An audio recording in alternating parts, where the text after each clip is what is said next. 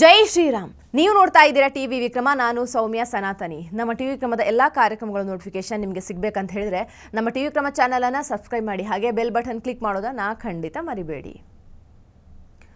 ಪಹಲ್ಗಾಮ್ ದಾಳಿಯ ನಂತರ Indian army ಸಿಕ್ಕಾಪಟ್ಟೆ ಅಗ್ರೆಸಿವ್ ಆಗಿದೆ. ಆರ್ಮಿಯ ಒಂದೊಂದು ಮೂಮೆಂಟ್ಗಳನ್ನು ನೋಡಿದರೆ ಸಾಕು ಅರ್ಥ ಆಗುತ್ತೆ. ಇದರ ಅರ್ಥ ಭಾರತೀಯ ಸೇನೆ ಯುದ್ಧಕ್ಕೆ ತಯಾರಾಗಿದೆ. ಇಂಡಿಯನ್ ನೇವಿ ಹಾಗೂ ಇಂಡಿಯನ್ ಏರ್ ಫೋರ್ಸ್ನ ಪೋಸ್ಟ್ಗಳನ್ನು ಸೋಷಿಯಲ್ ಮೀಡಿಯಾದಲ್ಲಿ ನೋಡಿದರೆ ಇನ್ನೂ ಕ್ಲಿಯರ್ ಆಗಿ ಗೊತ್ತಾಗುತ್ತೆ. ಈ ತರಹದ ಯುದ್ಧಾಭ್ಯಾಸವನ್ನು ಇತ್ತೀಚೆಗೆ ಯಾವತ್ತೂ ನೋಡಿರಲಿಲ್ಲ. ಇದರ ಅರ್ಥ ಭಾರತೀಯ ಸೇನೆ ಪಹಲ್ಗಾಮ್ ದಾಳಿಯ ಪ್ರತೀಕಾರ ತೀರಿಸಿಕೊಳ್ಳಲು ಕಾಯ್ತಾ ಇದೆ. ಹಾಗಾದರೆ ಭಾರತದ ಸೇನೆಯಲ್ಲಿ ಏನಾಗ್ತಿದೆ ಅನ್ನೋದನ್ನು ನೋಡೋಣ.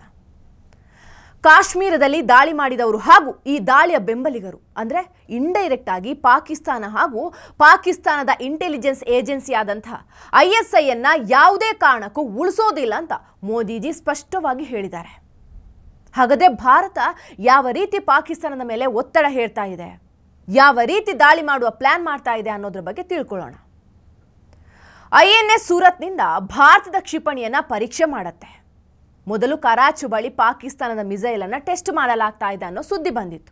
ಅದಕ್ಕೋಸ್ಕರ ಪಾಕಿಸ್ತಾನ NOTM ಜಾರಿಗೆ ತಂದಿತ್ತು, ಅಂದರೆ ನೋಟಿಸ್ ಟು ಏರ್ಮೇನ್. ಯಾಕಂದರೆ ಇದರ ಅಕ್ಕಪಕ್ಕ ಯಾವುದೇ ವಿಮಾನ ಹಾಗೂ ಹಡಗುಗಳು ಬಾರದೇ ಇರಲಿ ಅಂತ.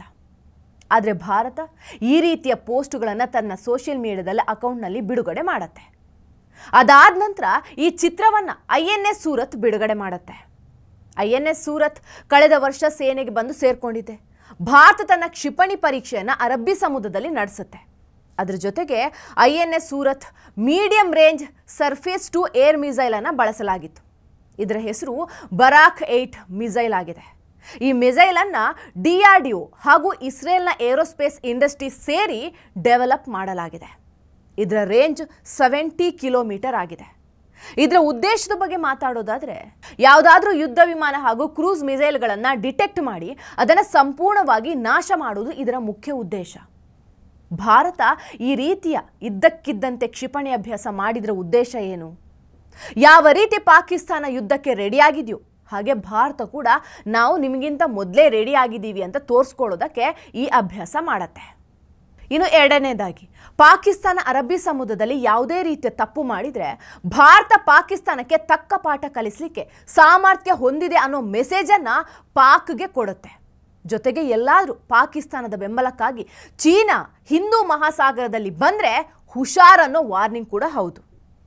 INS ಸೂರತ್ ಜೊತೆಗೆ ಅರಬ್ಬಿ ಸಮುದ್ರದಲ್ಲಿ INS ವಿಕ್ರಾಂತ್ ಕೂಡ ನಿಯೋಜಿಸಲಾಗಿದೆ. ಅಂದರೆ ಪಾಕಿಸ್ತಾನವನ್ನು ಯುದ್ಧಕ್ಕಿಂತ ಮೊದಲೇ ಕುಗ್ಗಿಸೋ ಕೆಲಸ ಮಾಡ್ತಾ ಇದೆ. ಅರಬ್ಬಿ ಸಮುದ್ರದಲ್ಲಿ ಭಾರತದ ನೌಕಾಪಡೆ ತನ್ನ ಚಟುವಟಿಕೆಗಳನ್ನು ಮಾಡ್ತಾ ಇತ್ತು. ಆದರೆ ಇನ್ನೊಂದು ಕಡೆ ಭಾರತದ ವಾಯುಸೇನೆ ಎಕ್ಸಸೈಸ್ ಆಕ್ರಮಣ ಆರಂಭ ಮಾಡಿದೆ. ಇದಲ್ಲದೆ ಇತ್ತೀಚಿನ ಸಮಯದಲ್ಲಿ ಭಾರತದ ವಾಯುಸೇನೆ ಇಷ್ಟು ದೊಡ್ಡ ಪ್ರಮಾಣದಲ್ಲಿ ಅಭ್ಯಾಸವನ್ನು ಮಾಡಿರಲಿಲ್ಲ. ಈ ಅಭ್ಯಾಸದಲ್ಲಿ ಭಾರತದ ಬೆಸ್ಟ್ ಏರ್ಕ್ರಾಫ್ಟ್ಗಳನ್ನು ಬಳಸಲಾಗಿದೆ. ಉದಾಹರಣೆಗೆ ರಫೇಲ್, ಸುಖೋಯಿ 30 MKI, ನಂತರ ಮೀರಜ್ 2000. ಭಾರತದ ವಾಯುಸೇನೆಯ ಅಭ್ಯಾಸದ ಹೆಸರು ಎಕ್ಸಸೈಸ್ ಆಕ್ರಮಣ. ಇದರ ಸಂದೇಶ ಈಗ ಭಾರತದ ವಾಯುಸೇನೆ ಡಿಫೆನ್ಸ್ ಮೋಡ್ನಿಂದ ಅಫೆನ್ಸ್ ಮೋಡ್ಗೆ ಬದಲಾಗಿದೆ. ಇದರ ಅರ್ಥ ರಕ್ಷಣೆ ಮಾಡುವುದರ ಬದಲು ಈಗ ದಾಳಿ ಮಾಡುವುದಕ್ಕೆ ಸಿದ್ಧರಾಗಿದ್ದೇವೆ ಅಂತ. ನಿಮಗೆಲ್ಲ ಗೊತ್ತಿರೋ ಹಾಗೆ ಭಾರತ ರಾಜತಾಂತ್ರಿಕವಾಗಿ ಪಾಕಿಸ್ತಾನದ ಮೇಲೆ ಹಲವಾರು ಸ್ಟೆಪ್ಗಳನ್ನು ತಗೊಂಡಿದೆ. ಭಾರತ ಸಿಂಧೂ ಜಲ ಒಪ್ಪಂದವನ್ನು ರದ್ದು ಮಾಡಿ ಪಾಕಿಸ್ತಾನಕ್ಕೆ ಬಹಳ ದೊಡ್ಡ ಹೊಡೆತ ಆಗಿದೆ.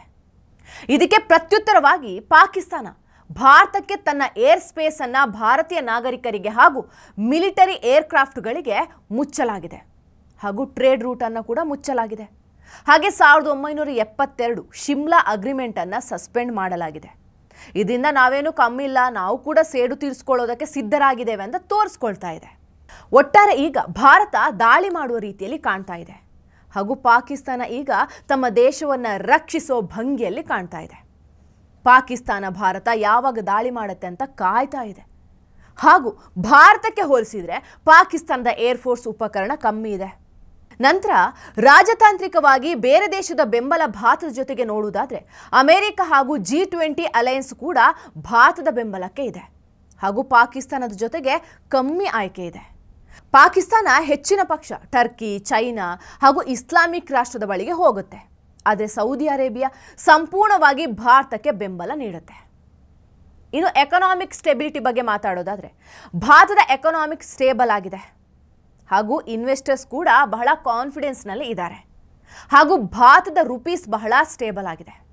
ಆದರೆ ಪಾಕಿಸ್ತಾನದ ಕರಾಚಿ ಸ್ಟಾಕ್ ಎಕ್ಸ್ಚೇಂಜ್ ಕ್ರ್ಯಾಶ್ ಆಯಿತು ಹಾಗೂ ಪಾಕಿಸ್ತಾನದ ಕರೆನ್ಸಿ ಕನಿಷ್ಠ ಮಟ್ಟಕ್ಕೆ ಇಳಿದಿದೆ. ಹಾಗೆ ಇದು ಪಾಕಿಸ್ತಾನದ ದಾಖಲೆ. ಪಾಕಿಸ್ತಾನದ ಎಕಾನಮಿ ಬಹಳ ಸಮಸ್ಯೆ ಎದುರಿಸಬೇಕಾಗತ್ತೆ.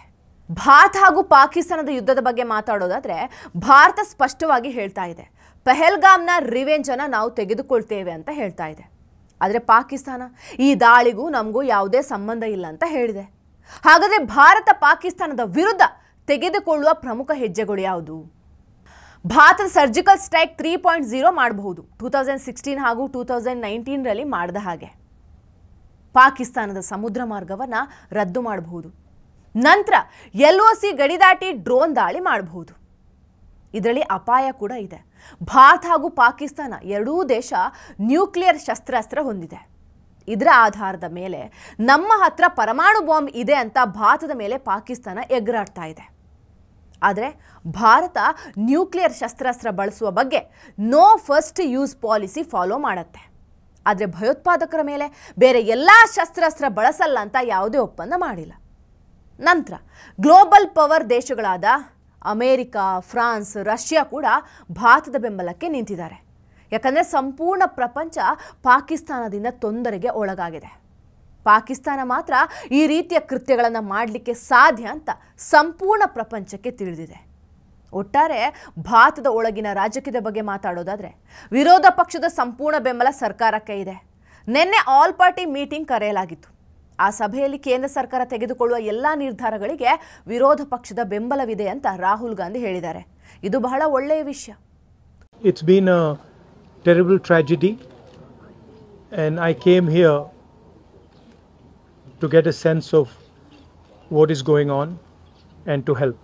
And I want everybody to know that the whole nation is standing together as one. We had a meeting yesterday with the government and the united opposition condemned this action and said that we are there to support whatever action the government wants to take. ಕೊನೆಯದಾಗಿ ಭಾರತ ವಾಯು, ಸಮುದ್ರ, ರಾಜತಾಂತ್ರಿಕ ಮತ್ತು ಆಂತರಿಕ ಭದ್ರತಾ ರಂಗಗಳಲ್ಲಿ ಸಜ್ಜುಗೊಳ್ತಾ ಇದೆ ಅಂತ ಸ್ಪಷ್ಟ ಸಂದೇಶವನ್ನು ಕಳಿಸಿದೆ. ಹಾಗೆ ಗಡಿಯಾಚೆಗಿನ ಭಯೋತ್ಪಾದನೆಯನ್ನ ಶಿಕ್ಷಾರ್ಹ ಪ್ರತಿಕ್ರಿಯೆಯೊಂದಿಗೆ ಎದುರಿಸಲಾಗುವುದು ಹೀಗಂತ ಭಾರತ ಸ್ಪಷ್ಟ ಸಂದೇಶವನ್ನು ಕೊಟ್ಟಿದೆ.